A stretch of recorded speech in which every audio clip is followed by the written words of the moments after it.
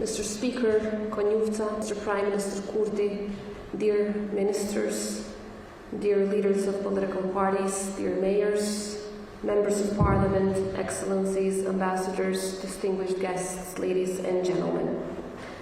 We have gathered here today to honor the millions of innocent lives lost in a darkness that engulfed humanity.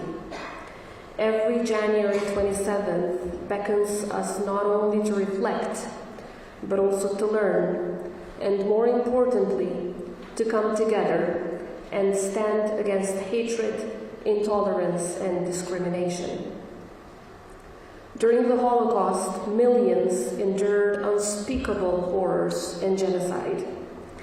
Fear and terror weren't just abstract concepts. They were a daily, tangible reality. Every ticking second could have spelled the end, and every moment with loved ones might have been the last.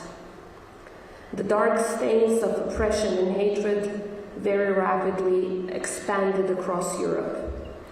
Yet, amidst the despair, the human spirit proved its resilience, demonstrating a strength that refuses to surrender to oppression and hate.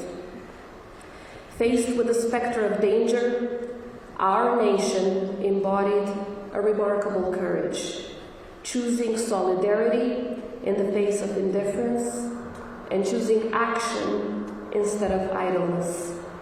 Against overwhelming risks, our people did not choose silence in the shadow of injustice.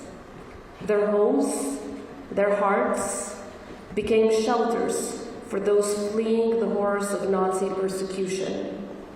This was not just an act of bravery. It was a profound moral choice, rooted in the conviction that every life, no matter how different, holds the same immeasurable value. This is the very essence of Besa, a promise of honor and protection. This was an act of heroic defiance against the darkness of the times, as across cities and villages, Albanian families stood up against the tide of oppression and genocide. They didn't see strangers, they saw fellow human beings in need. These episodes of courage and humanity aren't merely pages in our history.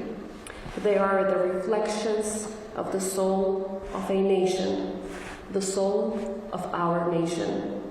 They teach us a very powerful lesson, that even in the darkest of times, there exists a glimmer of kindness, a beacon that guides us towards hope and redemption.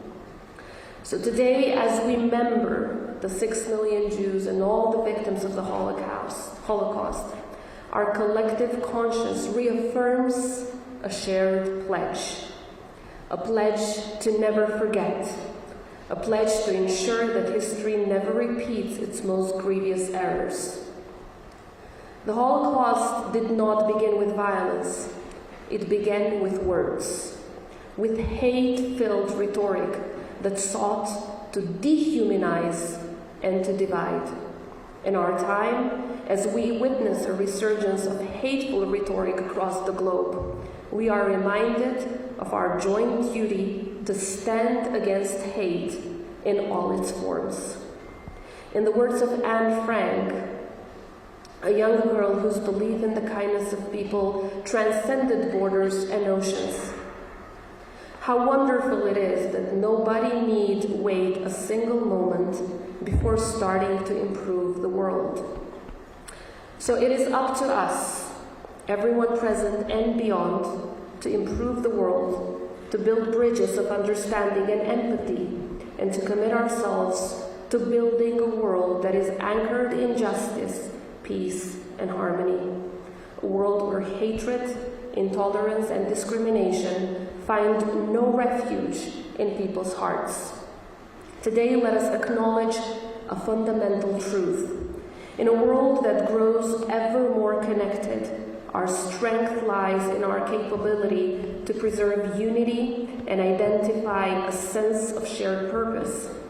In pursuit of this noble endeavor, our commitment to fostering closer ties between Kosovo and Israel, between the people of Kosovo and the people of Israel, remains unwavering. As we have been determined then, we are so determined now. On this note, allow me to take a moment to extend my heartfelt thanks for the work that Ambassador Ziv and all of the institutions of Israel are doing for advancing relations between our countries, and also for the late advancement on the agreement on visa waiver for the citizens of Kosovo, as well as our appreciation for your commitment to this process.